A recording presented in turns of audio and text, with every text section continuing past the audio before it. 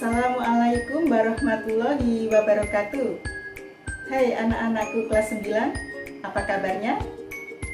Tentunya baik semua ya. Alhamdulillahirabbil alamin. Dalam kesempatan ini perkenankan saya Ibu Sulis Marta akan menyampaikan materi IPA, yakni tentang reproduksi pada manusia. Adapun tujuan dari materi ini yakni yang pertama, siswa dapat menyebutkan macam organ penyusun beserta fungsinya pada sistem reproduksi manusia. 2. Siswa dapat mendeskripsikan sistem reproduksi dan penyakit yang berhubungan dengan sistem reproduksi pada manusia. Untuk itu, marilah kita simak materi tentang reproduksi pada manusia.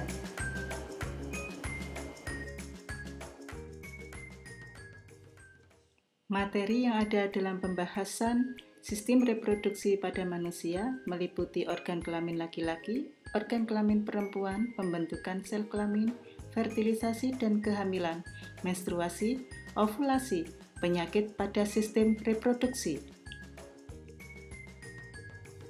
Setiap makhluk hidup selalu bereproduksi. Mengapa? Makhluk hidup bereproduksi bertujuan mempertahankan keberadaan jenisnya. Demikian juga manusia. Proses reproduksi diatur oleh sistem reproduksi. Manusia memiliki dua jenis, yaitu laki-laki dan perempuan. Keduanya memiliki sistem reproduksi yang berlainan dan saling membutuhkan. Perhatikan organ kelamin laki-laki. A. Penis. B. Testis. C. Skrotum. D. Epididymis. E. Vas deferens. F. Uretra. G. Vesicula seminalis. H. Kelenjar prostat. I. Kelenjar Cooper atau bulbu uretra.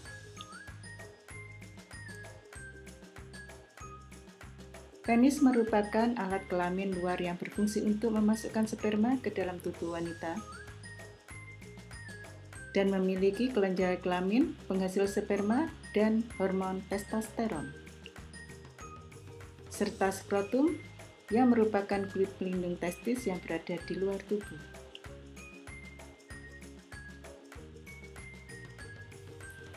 Saluran kelamin yang terdiri atas fase efferentia untuk menampung sperma.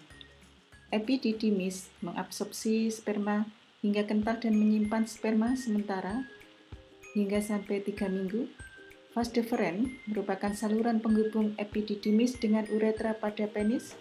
Di bagian ujungnya terdapat saluran ejakulasi. Uretra merupakan saluran untuk mengeluarkan sperma dan urin. Kelenjar tambahan pada organ kelamin laki-laki, yakni vesika seminalis, merupakan kantong semen atau mani yang dindingnya menghasilkan cairan lendir yang mengandung fruktosa, asam askorbat, dan asam amino sebagai makanan pelindung sperma sebelum membuahi ovum. Semen atau mani adalah cairan yang terdiri dari sperma dan cairan yang dihasilkan oleh beberapa kelenjar. Kelenjar prostat menghasilkan cairan basa berwarna putih susu. Cairan ini berfungsi untuk menetralkan sifat asam pada saluran vasa efferentia dan cairan pada vagina, sehingga sperma dapat bergerak dengan aktif. Kelenjar Cooper atau bulbu ventralis menghasilkan cairan pelicin.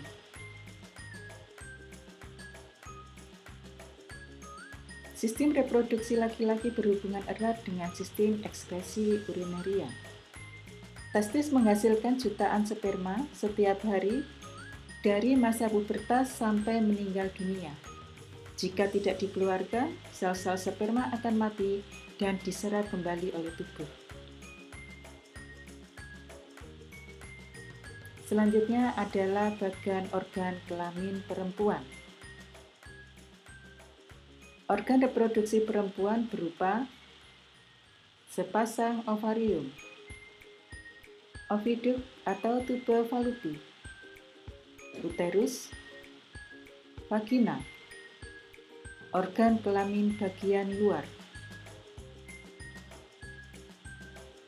Ovarium atau indung telur merupakan kelenjar kelamin yang memproduksi ovum atau sel telur dan mensekresi hormon estrogen dan progesteron.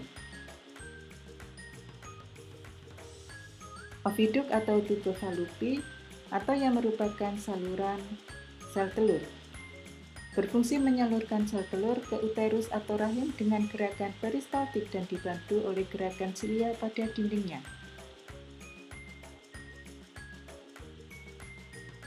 Uterus atau rahim, tempat berkembangnya embrio.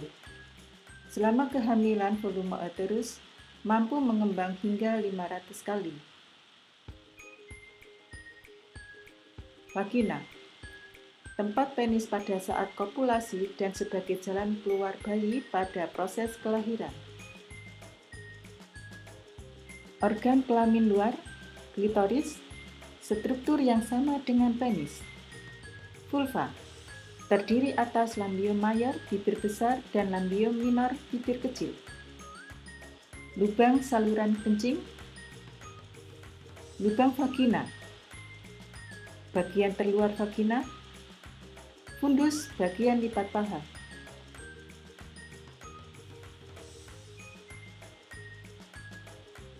Proses pembentukan sel kelamin. Pembentukan sperma atau spermatogenesis terjadi di dalam testis. Spermatogonium bersifat diploid dan selalu membelah diri secara mitosis hingga berjumlah banyak. Sebagian spermatogonium membesar menjadi spermatosit primer. Spermatosit primer terus membelah diri secara meiosis membentuk spermatosit sekunder. Spermatosit sekunder membelah diri kembali secara meiosis menjadi spermatid. Spermatid berdiferensiasi menjadi sperma. Tiap-tiap sperma memiliki jumlah kromosom setengah dari jumlah kromosom spermatogonium.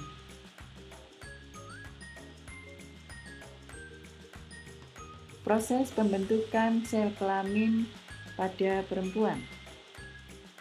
Pembentukan ovum atau oogenesis terjadi di dalam ovarium. Oogonium bersifat diploid. Oogonium membelah diri secara mitosis sehingga berjumlah banyak. Oogonium berkembang menjadi oosit primer.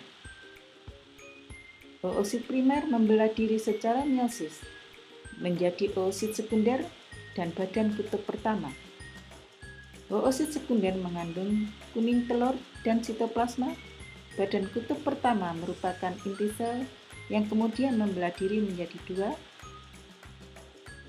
Oosit sekunder membelah diri secara meiosis, yakni menjadi otit dan badan kutub kedua. Otit berkembang menjadi ovum yang haploid. Setiap oosit primer mengandung satu ovum. Inilah proses fertilisasi atau proses pembuahan.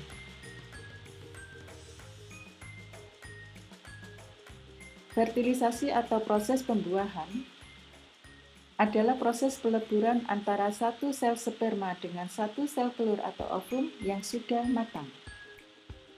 Sel telur yang telah dibuahi berubah menjadi zigot dan menempel pada dinding rahim.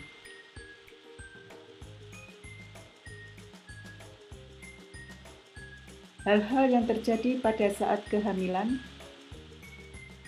Setelah zigot terbentuk, zigot langsung membelah diri menjadi 2, 4, 8, 16, dan seterusnya. Dalam waktu bersamaan, dinding rahim menebal penuh dengan pembuluh darah dan siap menerima zigot. Zigot menempel pada dinding rahim untuk berkembang. Zigot berubah menjadi embrio. Terbentuknya plasenta dan tali pusat sebagai penghubung antara embrio dan ibunya. Embrio dikelilingi cairan amnion untuk melindungi dari bahaya benturan. Usia 4 minggu, embrio mulai membentuk mata, tangan, dan kaki. Usia 6 minggu, embrio berukuran 1,5 cm. Terbentuk otak mata, telinga, dan jantung sudah berkembang. Tangan dan kaki beserta jari-jarinya mulai terbentuk. Usia 8 minggu, embrio sudah memiliki organ lengkap. Embrio berubah menjadi janin atau fetus. Setelah usia kehamilan mencapai kira-kira 9 bulan 10 hari, bayi siap dilahirkan.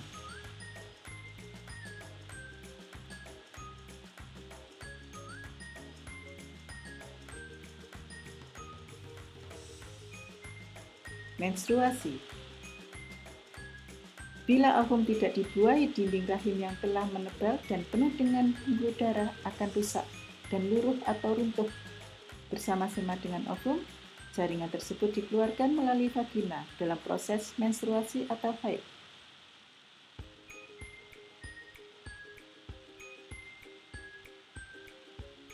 Proses ovulasi adalah proses keluarnya ovum dari ovarium. Ovum akan bergerak ke rahim bersamaan dengan proses ini. Dinding rahim menjadi tebal seperti spons penuh dengan pembuluh darah yang siap menerima zigot.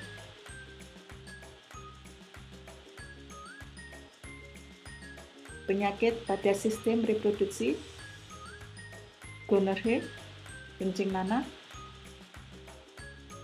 Penyebab bakteri Neisseria gonorrhoeae ditularkan melalui hubungan seksual.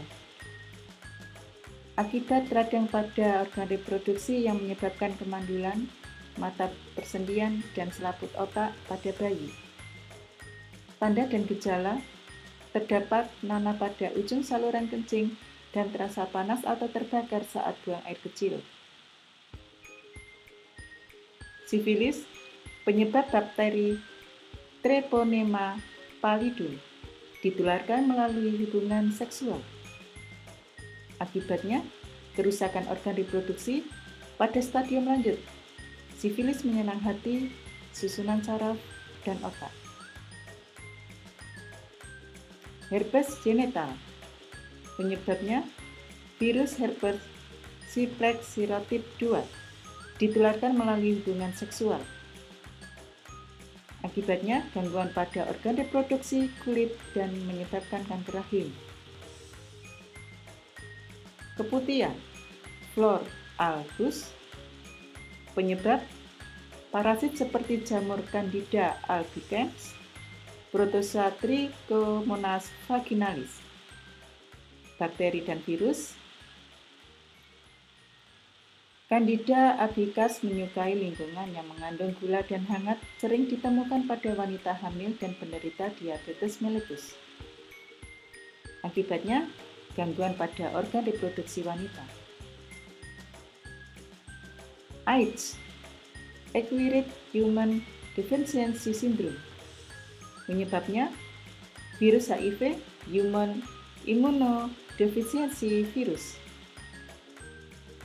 Akibatnya, hilangnya daya kekebalan tubuh terhadap penyakit karena virus ini menyerang sel-sel darah putih.